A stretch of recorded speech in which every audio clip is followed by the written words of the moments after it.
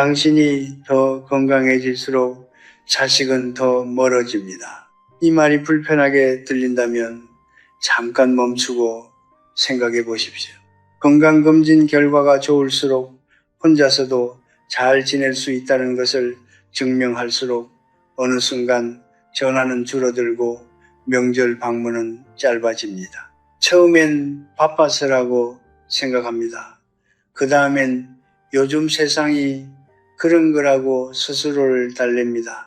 하지만 밤이 깊어지면 침대 위에 혼자 누워 천장을 바라보며 조용히 자문하게 됩니다. 내가 무언가 잘못된 건 아닐까 하고. 저는 105년을 살았습니다. 전쟁을 보았고 굶주림을 겪었고 이 나라가 폐허해서 일어서는 것을 두 눈으로 목격했습니다. 그 긴 세월 동안 수많은 가족의 시작과 끝을 지켜보았습니다. 그리고 하나의 진실을 깨달았습니다. 자식이 부모 곁을 떠나는 것은 어느 날 갑자기 일어나지 않는다는 것입니다. 그것은 아주 오래전부터 아주 작은 것들로부터 시작됩니다. 무심코 내뱉은 한마디, 선의로 포장된 간섭, 사랑이라 믿었지만 사실은 기대었던 것들이 쌓이고 쌓여 어느 순간 보이지 않는 벽이 됩니다. 지금 이 순간 당신에게는 아직 건강이 있습니다. 그 건강이 하나의 우산처럼 당신과 자식 사이에 불편한 진실을 가려주고 있습니다. 자식은 부모가 아직 스스로 살아갈 수 있으니 굳이 자주 들르지 않아도 된다고 합리화합니다. 부모는 자식이 바쁜 것이라 믿으며 기다립니다. 그러나 그 우산이 사라지는 날, 즉 건강이 흔들리는 날, 비로소 두 사람 사이에 얼마나 많은 거리가 생겼는지 적나라하게 드러납니다. 그때는 이미 너무 늦은 경우가 많습니다. 저는 한 가지를 묻고 싶습니다. 당신 마음속 어딘가에 오래된 장부 하나가 있지는 않습니까? 섭섭했지만 말하지 못한 순간들, 무시당했다고 느꼈지만 참아 넘긴 기억들, 그리고 자식 역시 그들 나름의 장부에 조용히 기록해온 것들, 오늘의 단절은 오늘의 다툼 때문이 아닙니다. 그것은 수십 년에 걸쳐 쌓인 불씨들이 마침내 더 이상 숨길 수 없어진 것입니다. 역설적이게도 관계를 지키려고 더 많이 붙잡으려 할수록 자식은 더 빠르게 멀어집니다. 더 자주 연락하고 더 많이 챙기고 더 강하게 걱정을 표현할수록 상대방은 숨이 막힌다고 느낍니다. 진정한 힘은 붙잡는 것이 아니라 스스로 홀로 설 수 있는 사람이 되는 것입니다. 그리고 그 고독을 두려워하지 않고 바라볼 수 있을 때 비로소 우리는 관계의 본질을 이해하게 됩니다. 오늘 저는 당신에게 자식의 사랑을 얻는 방법을 가르치려는 것이 아닙니다. 그것은 가르칠 수 있는 것이 아닙니다. 대신 당신 안에 이미 존재하는 품위를 되찾는 방법을 이야기하려 합니다. 외부의 반응에 흔들리지 않는 당신만의 중심, 그것이 서 있을 때 관계는 의무가 아니라 선택이 됩니다. 그리고 선택으로 찾아오는 자식의 발걸음은 의무로 끌려오는 것과는 전혀 다른 온기를 품고 있습니다. 제가 50년 넘게 대학에서 학생들을 가르치는 동안 한 가지 장면이 반복해서 눈에 띄었습니다. 강의실 문 앞에서 자식을 배웅하는 부모들의 얼굴입니다. 그 눈빛에는 사랑이 가득했습니다. 의심할 여지가 없었습니다. 그러나 그 사랑이 때로는 자식의 등에 무거운 짐이 되어 얹혀 있다는 것을 정작 부모 자신은 알지 못했습니다. 50년 전 제 친한 동료 한 명이 있었습니다. 그는 자식에게 헌신적인 아버지였습니다. 아들이 대학에서 철학을 공부하고 싶다고 하자 그는 단호하게 말했습니다. 철학으로는 밥을 먹고 살 수 없다. 법학을 해라. 아들은 결국 법학을 선택했습니다. 졸업 후 변호사가 되었고 겉으로 보기엔 성공한 삶이었습니다. 그러나 그 아버지가 70이 넘었을 때 아들은 명절에도 좀처럼 얼굴을 비추지 않았습니다. 연락은 뜸해졌고 대화는 형식적인 안부로만 채워졌습니다. 그 동료는 말년에 저에게 조용히 고백했습니다. 내가 그때 그 아이의 꿈을 꺾었던 것이 여기까지 올 줄은 몰랐네. 그는 아들을 사랑했습니다. 하지만 그 사랑이 아들의 인생을 자신의 기준으로 재단하는 도구가 되었다는 것을 너무 늦게 깨달았습니다. 부모가 저지르는 첫 번째 결정적 실수는 바로 이것입니다. 자식이 성인이 된 후에도 여전히 어린아이를 대하듯 그들의 선택에 개입하는 것입니다. 이것이 왜 문제인가를 이해하려면 먼저 인간의 본성을 솔직하게 바라보아야 합니다. 모든 사람은 자신의 삶을 스스로 통제하고 싶어 합니다. 이것은 이기심이 아닙니다. 이것은 존엄입니다. 누군가 끊임없이 당신의 선택을 교정하려 든다면 처음엔 설득하려 하고 그 다음엔 거리를 두려 하고 결국엔 그 사람을 피하게 됩니다. 상대가 낯선 사람이라면 그냥 멀리하면 그만입니다. 하지만 상대가 부모라면 자식은 죄책감과 분리 사이에서 끝없이 갈등합니다. 그리고 그 갈등이 쌓이면 어느 순간 관계 자체를 포기하는 방향으로 마음이 기웁니다. 부모는 흔히 이렇게 말합니다. 나는 그저 걱정이 되어서 한 말인데 그 말이 거짓이라고 생각하지 않습니다. 걱정은 진심입니다. 하지만 걱정과 간섭은 다릅니다. 걱정은 네가 어떤 선택을 하든 나는 네 편이야 라고 말하는 것입니다. 간섭은 네 선택은 틀렸으니 내 말을 들어야 해 라고 말하는 것입니다. 자식은 이 두 가지를 본능적으로 구분합니다. 말이 아니라 행동으로, 태도로, 그리고 반복되는 패턴으로. 제가 100년을 넘게 살면서 깨달은 것이 있습니다.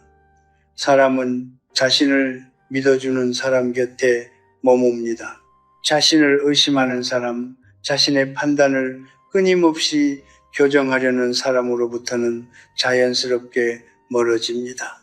이것은 배운 망덕이 아닙니다. 이것은 인간이 살아남기 위한 본능적인 반응입니다. 자식이 떠나는 것이 아닙니다. 자식은 숨을 쉬러 가는 것입니다. 그렇다면 무엇을 해야 합니까? 저는 거창한 변화를 요구하는 것이 아닙니다. 단 한 가지면 충분합니다. 다음번에 자식의 선택이 마음에 들지 않을 때 말을 삼키십시오. 의견을 묻는다면 한 번만 말하십시오. 그리고 그 이후에는 조용히 그 선택을 존중하십시오. 그것이 자식에게는 이렇게 들립니다. 나는 너를 어린 아이가 아닌 한 명의 어른으로 보고 있다. 그 한마디가 수십 번의 전화보다, 수십 번의 방문보다 더 깊이 자식의 마음속에 새겨집니다. 사랑은 붙잡는 것이 아닙니다. 사랑은 상대가 스스로 설 수 있도록 자리를 내어주는 것입니다. 그 자리를 내어줄 수 있을 때 비로소 자식은 그 자리에 기꺼이 돌아옵니다. 사람의 마음에는 이상한 구석이 있습니다. 가장 깊이 상처를 주는 말은 낯선 사람의 입에서 나오지 않습니다. 가장 오래 남는 상처는 가장 가까운 사람이 아무하게 없이 건넨 말에서 비롯됩니다. 그리고 그 말들은 대부분 이렇게 시작됩니다. 다 너 잘 되라고 하는 말인데. 저는 젊은 시절 어머니로부터 그런 말을 자주 들었습니다. 밥은 먹었냐? 잠은 잘 잤냐? 그 친구는 왜 만나냐? 그 길은 왜 가냐? 처음엔 그 말들이 사랑처럼 느껴졌습니다. 하지만 세월이 지나면서 저는 그 말들 속에 숨겨진 또 다른 메시지를 읽기 시작했습니다. 너는 혼자서는 제대로 할 수 없다. 어머니는 그런 뜻으로 한 말이 아니었습니다. 하지만 반복된 걱정은 어느 순간 그런 뜻으로 들리기 시작합니다. 그것이 바로 걱정이라는 이름의 상처가 작동하는 방식입니다. 부모가 저지르는 두 번째 결정적 실수는 이것입니다. 걱정이라는 이름으로 포장된 잔소리와 비교를 반복하는 것입니다. 여기서 중요한 것은 그 내용이 아닙니다. 문제는 반복입니다. 같은 말을 2번, 3번, 10번 되풀이하는 순간 그것은 더 이상 조언이 아닙니다. 그것은 불신의 표현이 됩니다. 나는 네가 내 말을 한번 들었을 때 제대로 받아들일 것이라고 믿지 않는다는 신호입니다. 자식은 그것을 압니다. 말로 설명하지 않아도 몸이 먼저 반응합니다. 부모의 전화번호가 뜨는 순간 어깨가 굳어지고 명절 귀가를 며칠 앞두고 이유 모를 피로감이 밀려오는 것은 결코 우연이 아닙니다. 비교는 더 깊은 상처를 남깁니다. 옆집 아이는 벌써 집을 샀다더라. 내 친구는 승진했다던데 우리 때는 그 나이에 이미 다 이루었다. 이 말들이 자식의 귀에 어떻게 들리는지 부모는 잘 알지 못합니다. 자식은 그 비교 속에서 하나의 결론을 도출합니다. 나는 부모의 기대에 미치지 못하는 사람이다. 그리고 그 결론이 굳어지면 자식은 부모 앞에서 점점 자신의 이야기를 꺼내지 않게 됩니다. 잘 되는 일도 힘든 일도 어차피 비교로 돌아올 것을 알기 때문입니다. 대화가 사라지는 것은 그때부터입니다. 저는 수십 년간 많은 가족을 지켜보았습니다. 그리고 한 가지 패턴을 발견했습니다. 자식이 부모에게 연락을 줄이는 시점은 대부분 어떤 크고 극적인 다툼 이유가 아닙니다. 그것은 아주 평범한 저녁 식사 자리에서 또는 짧은 통화 한 번 이후에 시작됩니다. 오늘도 또 같은 말을 들었다는 작은 피로감이 수백 번 쌓인 끝에 어느 날 조용히 마음의 문이 닫히는 것입니다. 문이 닫히는 소리는 들리지 않습니다. 그래서 더 무섭습니다. 그렇다면 걱정하지 말라는 것입니까? 그런 말이 아닙니다. 걱정은 부모의 본능입니다. 그것을 없앨 수는 없습니다. 하지만 걱정을 표현하는 방식은 바꿀 수 있습니다. 말로 쏟아내는 대신 그 걱정을 조용히 가슴에 품으십시오. 자식이 힘들어 보일 때 왜 그렇게 됐냐? 내가 뭐라 했냐? 는 말 대신 그냥 밥 한 그릇을 앞에 놓아 주십시오. 말하지 않아도 전해지는 것이 있습니다. 오히려 말하지 않았을 때 더 깊이 전해지는 것이 있습니다. 100마디 걱정보다 말없이 내민 손 하나가 자식의 기억 속에 훨씬 오래 남습니다. 자식은 완벽한 부모를 원하지 않습니다. 자식이 원하는 것은 단 하나입니다. 내가 부족해도 내가 기대에 못 미쳐도 그래도 이 사람 앞에서는 편안할 수 있다는 느낌, 그 느낌을 줄 수 있는 부모 곁에 자식은 스스로 돌아옵니다. 불러서 오는 것이 아니라 돌아오고 싶어서 오는 것입니다. 그 차이가 노년의 외로움과 따뜻함을 가르는 결정적인 경계선입니다. 105년을 살면서 저는 많은 것을 잃었습니다. 친구를 잃었고 동료를 잃었고 사랑하는 사람들을 먼저 떠나 보냈습니다. 그 모든 상실 중에서도 가장 조용하고 가장 오래 아팠던 것은 사랑받지 못한 기억이 아니었습니다. 사랑받고 있다는 것을 알면서도 그 사랑이 무거워서 숨이 막혔던 기억이었습니다. 사랑은 언제나 따뜻한 것이라고 우리는 믿습니다. 하지만 어떤 사랑은 받는 사람의 등을 천천히 짓누릅니다. 그것이 조건을 품은 사랑입니다. 부모가 저지르는 세 번째 결정적 실수는 바로 이것입니다. 사랑을 표현한다고 하면서 그 안에 기대와 조건을 함께 건네는 것입니다. 이것은 대부분 의도적이지 않습니다. 부모 스스로도 깨닫지 못하는 경우가 많습니다.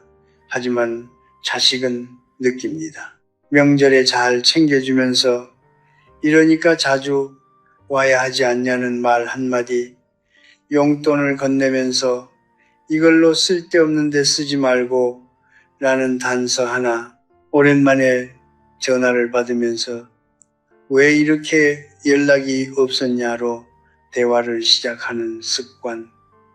이것들은 모두 사랑입니다. 하지만 자식의 귀에는 다르게 들립니다. 내가 이만큼 해줬으니 너도 이만큼 해야 한다. 저는 젊은 시절 한 선배로부터 이런 이야기를 들은 적이 있습니다. 그의 아버지는 매우 헌신적인 분이었습니다. 자식을 위해 평생 희생했고 그것을 자식들도 알고 있었습니다. 그런데 그 선배는 아버지 집에 가는 날이면 항상 며칠 전부터 마음이 무거워진다고 했습니다.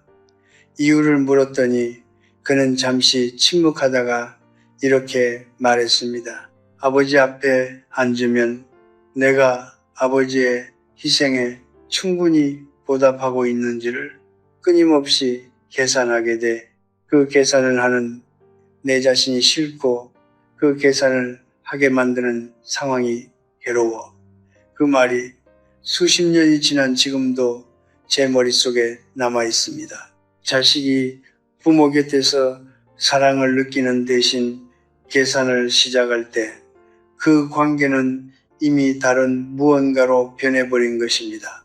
인간의 본성을 솔직하게 들여다보면 우리는 모두 부채감을 두려워합니다. 갚을 수 없다고 느끼는 빚은 감사함이 아니라 부담으로 변합니다. 그리고 그 부담이 커질수록 사람은 그 부담의 원천으로부터 멀어지려 합니다. 이것은 배은망덕이 아닙니다. 이것은 심리적 생존입니다. 자식이 부모를 멀리하는 것이 아닙니다. 자식은 그 무게를 멀리하는 것입니다. 그 차이를 이해하지 못하면 부모는 평생 내가 이렇게 해줬는데 왜? 라는 질문 속에서 답을 찾지 못한 채 늙어갑니다. 그렇다면 어떻게 해야 합니까? 주는 것을 멈추라는 말이 아닙니다. 주되 아무것도 기대하지 않는 마음으로 주십시오. 이것이 말처럼 쉽지 않다는 것을 압니다. 하지만 연습할 수 있습니다. 자식에게 무언가를 해주고 난 뒤 그것을 기억 속에서 지우십시오. 장부에 기록하지 마십시오. 베풀었다는 사실을 무기로 삼지 마십시오. 그리고 자식이 기대만큼 반응하지 않더라도 그것을 서운함으로 쌓아두지 마십시오. 조건 없이 주는 것, 그것이 진짜 사랑의 형태입니다. 그리고 그것은 자식이 본능적으로 압니다. 말하지 않아도, 설명하지 않아도. 제가 100년을 살며 가장 오래 곁에 머물렀던 관계들을 돌아보면 그것들은 공통점이 있었습니다. 그 관계 안에 있을 때 저는 한 번도 무언가를 갚아야 한다는 느낌을 받지 않았습니다. 그냥 함께 있는 것이 편안했습니다. 그 편안함이 사람을 다시 그 자리로 돌아오게 만듭니다. 자식도 마찬가지입니다. 부모의 집이 편안한 곳으로 기억될 때 자식은 불러서가 아니라 쉬러 옵니다. 그것이 진짜 가족입니다. 조건 없이 사랑받은 사람은 조건 없이 사랑할 줄 아는 사람이 됩니다. 부모가 자식에게 줄 수 있는 가장 큰 유산은 재산이 아닙니다. 그것은 아무 계산 없이 누군가를 품을 수 있는 마음의 크기입니다. 그 마음을 먼저 보여주십시오. 자식은 반드시 그것을 기억합니다. 저는 젊었을 때 관계란 가까울수록 좋은 것이라고 믿었습니다. 사랑하는 사람과는 모든 것을 나누어야 하고 모든 순간을 함께 해야 하며 마음속 빈틈 하나 없이 서로를 채워주어야 한다고 생각했습니다. 그것이 진정한 가족이라고 믿었습니다. 하지만 100년을 살고 나서야 저는 비로소 깨달았습니다. 너무 가까운 것이 때로는 서로를 가장 깊이 찌르는 가시가 된다는 것을 독일의 철학자 쇼펜하우어는 고슴도치 이야기를 했습니다. 추운 겨울날 고슴도치들은 온기를 나누기 위해 서로 가까이 모입니다. 하지만 너무 가까이 붙으면 서로의 가시에 찔립니다. 그래서 그들은 아프지 않을 만큼 거리를 두면서도 얼어 죽지 않을 만큼은 가까이 있는 법을 터득합니다. 그것이 바로 관계의 본질입니다. 가족이라는 이름이 붙어 있다고 해서 그 법칙이 달라지지는 않습니다. 오히려 가족이기 때문에 그 거리를 지키는 것이 더욱 중요합니다. 제가 수십 년 동안 지켜본 가족들 중에서 나이가 들어서도 자식과 따뜻한 관계를 유지한 부모들에게는 한 가지 공통점이 있었습니다. 그들은 자식의 삶에 깊이 관여하지 않았습니다. 자식이 선택한 배우자에 대해 쉽게 평가하지 않았고 자식이 사는 방식에 대해 자신의 기준을 들이밀지 않았으며 자식이 연락하지 않는 시간 동안에도 자신의 삶을 충실히 살았습니다. 그들은 자식의 삶에서 한 발짝 물러서 있었습니다. 그런데 바로 그 한 발짝의 거리가 자식이 언제든 편안하게 돌아올 수 있는 공간을 만들어 주었습니다. 부모가 자식의 삶에서 한 발짝 물러선다는 것은 자식을 포기하는 것이 아닙니다. 그것은 자식을 한 명의 독립된 인간으로 존중한다는 선언입니다. 자식이 넘어질 때 바로 달려가 붙잡아 주는 것이 사랑처럼 보이지만 사실은 자식 스스로 일어날 기회를 빼앗는 것일 수 있습니다. 반면 조금 떨어진 곳에서 묵묵히 지켜보며 자식이 스스로 일어서는 것을 기다리는 것, 그것이 더 깊은 사랑의 형태일 수 있습니다. 넘어진 자식에게 필요한 것은 대신 일어나주는 부모가 아니라 스스로 일어설 수 있다고 믿어주는 부모입니다. 버려두라는 말이 아닙니다. 거리를 두되 온기를 잃지 말라는 것입니다. 자식이 연락해 올 때 반갑게 받되 연락이 없다고 서운함을 표현하지 마십시오. 자식이 찾아올 때 편안하게 맞이하되 오지 않는다고 원망을 쌓지 마십시오. 자식의 이야기를 들을 때 끝까지 들어주되 듣고 나서 바로 조언을 쏟아내지 마십시오. 그냥 들어주는 것으로 충분할 때가 많습니다.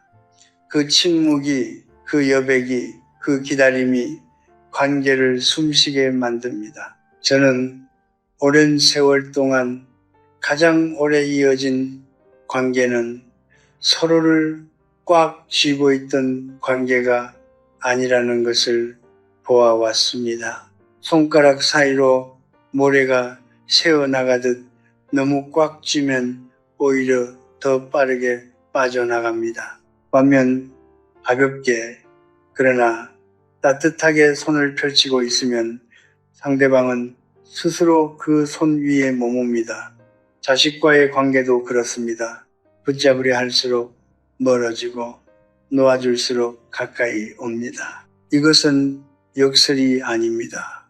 이것은 100년의 시간이 저에게 가르쳐준 가장 단순하고 가장 어려운 진리입니다. 부모로서 할 수 있는 가장 용감한 일은 자식을 믿고 놓아주는 것입니다.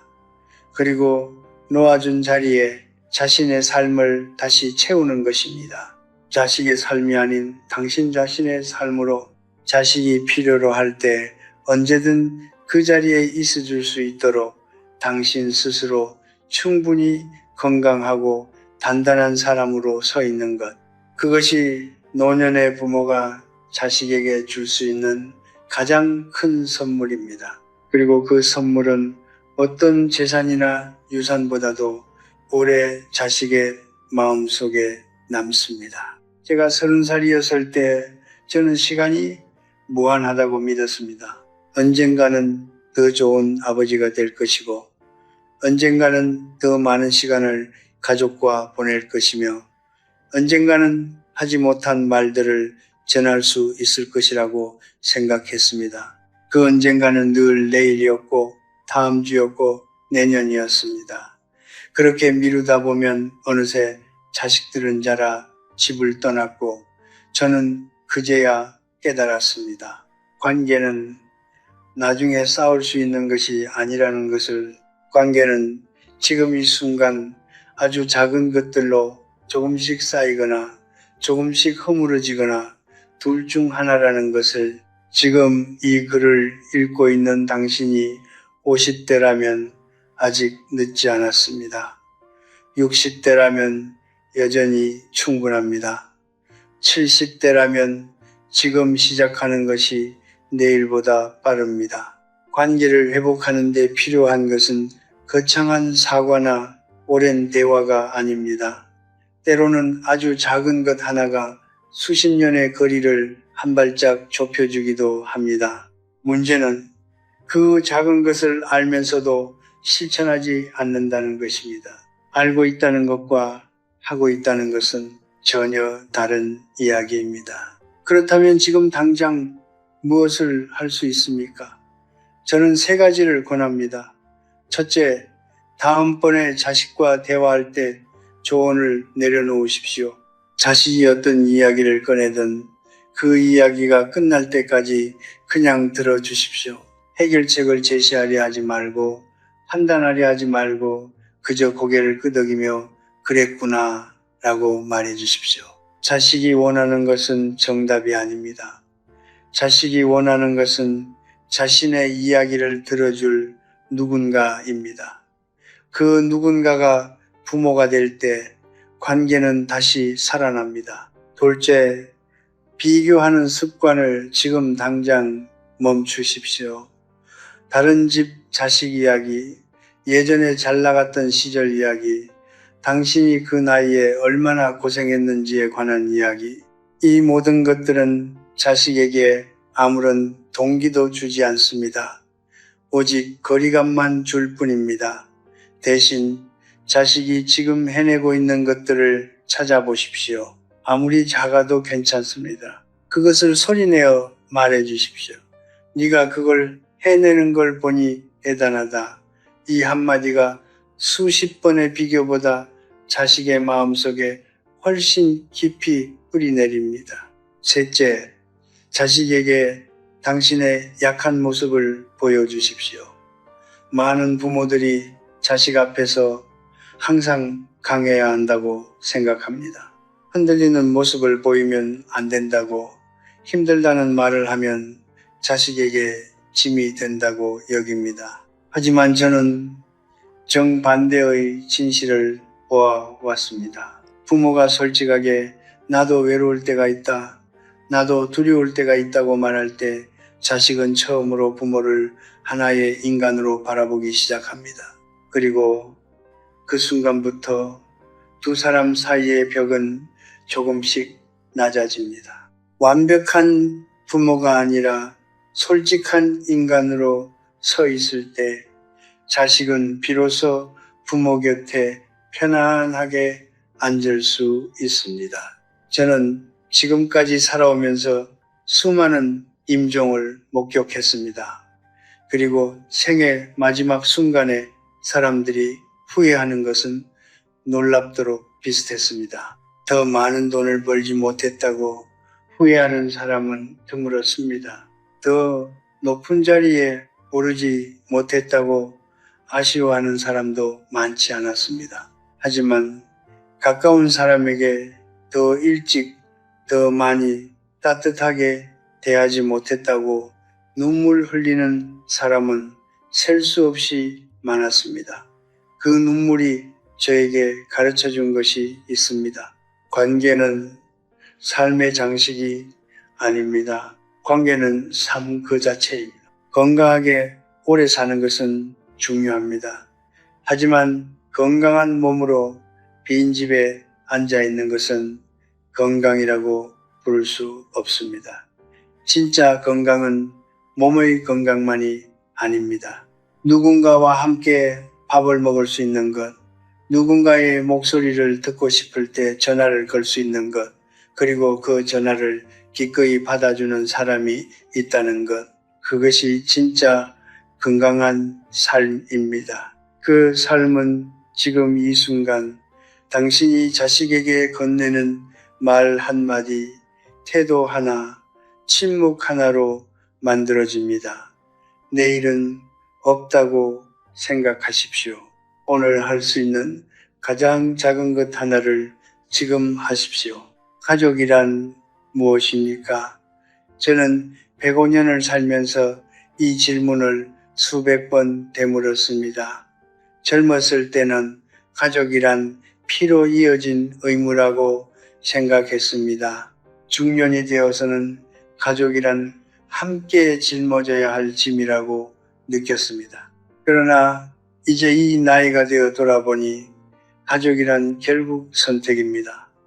태어날 때는 선택하지 못했지만 관계를 이어가는 것은 매일매일의 선택입니다. 자식이 부모 곁에 머무는 것도 선택이고 부모가 자식에게 따뜻한 사람으로 남는 것도 선택입니다. 그리고 그 선택은 단 한 번의 큰 결심이 아니라 수천 번의 작은 순간들로 이루어집니다.